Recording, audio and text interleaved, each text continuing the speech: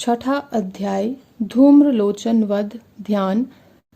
मैं सर्वज्ञ ईश्वर भैरव के अंग में निवास करने वाली परमोत्कृष्ट पद्मावती देवी का चिंतन करती हूँ। वे नागराज के आसन पर बैठी हैं। नागों के फणों में सुशोभित होने वाली मणियों की विशाल माला से उनकी देहलता उद्भासित हो रही है। सूर्य के समान उनका तेज है। 3 नेत्र उनकी शोभा बढ़ा रहे हैं। वे हाथों में माला, कुंभ, कपाल और कमल लिए हुए हैं। उनके मस्तक में अर्धचंद्र का मुकुट सुशोभित है। ऋषि कहते हैं, देवी का यह कथन सुनकर दूत को बड़ा अमर्ष हुआ और उसने दैत्यराज के पास जाकर जब समाचार विस्तार पूर्वक कह सुनाया। दूत के उस वचन को सुनकर दैत्यराज कुपित हो उठा और दैत्य सेनापति धूम्रलोचन से बोला, धूम्रलोचन, तुम शीघ्र अपनी सेना साथ लेकर जाओ और उस दृष्टा के केश पकड़कर घसीटते हुए उसे बलपूर्वक यहाँ ले आओ। उसकी रक्षा करने के लिए यदि कोई दूसरा खड़ा हो जाए तो वह देवता, यक्ष अथवा गंधर्व ही क्यों न हो, उसे अवश्य मार डालना। ऋषि कहते हैं, शुंभ के इस प्रकार आज्ञा देने पर वह धूम्रलोचन दैत्य 60,000 असुरों की सेना साथ लेकर वहां से तुरंत चल दिया। वहां पहुंचकर उसने हिमालय पर रहने वाली देवी को देखा और ललकार कर कहा, अरे शुंभ निशुंभ के पास चल। यदि इस समय प्रसन्नता पूर्वक मेरे स्वामी के समीप नहीं चलेगी तो मैं बलपूर्वक झोंटा पकड़कर घसीटते हुए तुझे ले चलूंगा। देवी बोली, तुम्हें दैत्यों के राजा ने भेजा है। तुम स्वयं ही बलवान हो और तुम्हारे साथ विशाल सेना भी है।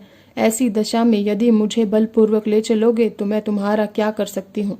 ऋषि कहते हैं, देवी के यों कहने पर असुर धूम्रलोचन उनकी ओर दौड़ा। तब अंबिका ने हूँ शब्द के उच्चारण मात्र से उसे भस्म कर दिया।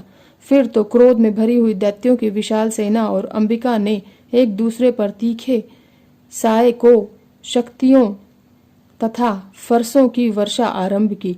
इतने में ही देवी का वाहन सिंह क्रोध में भरकर भयंकर गर्जना करके गर्दन के बालों को हिलाता हुआ असुरों की सेना में कूद पड़ा।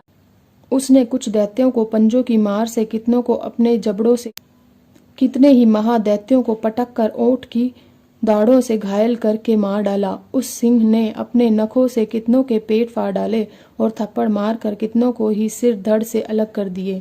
कितनों की भुजाएं और मस्तक काट डाले और अपनी गर्दन के बाल हिलाते हुए उसने दूसरे दैत्यों को पेट फाड़ कर उनका रक्त चूस लिया। अत्यंत क्रोध में भरे हुए देवी के वाहन उस महाबली सिंह ने क्षण भर में ही असुरों की सारी सेना का संहार कर डाला।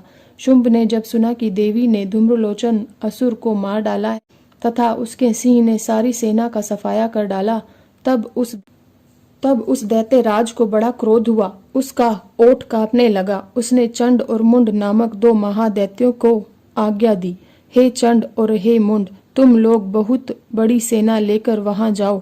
उस देवी के झोंटे पकड़कर अथवा उसे बांधकर शीघ्र यहाँ ले आओ। यदि इस प्रकार उसको लाने में संदेह हो तो युद्ध में सब प्रकार के अस्त्र शस्त्रों तथा समस्त आसुरी सेना का प्रयोग करके उसकी हत्या कर डालना। उस दुष्टा की हत्या होने तथा सिंह के भी मारे जाने पर उस अंबिका को बांधकर साथ ही शीघ्र ले आना। इस प्रकार श्री मार्कंडे पुराण में सार्वणिक मन्वंतरी की कथा के अंतर्गत देवी महात्म्य में धूम्रलोचन वध नामक छठा अध्याय पूरा हुआ।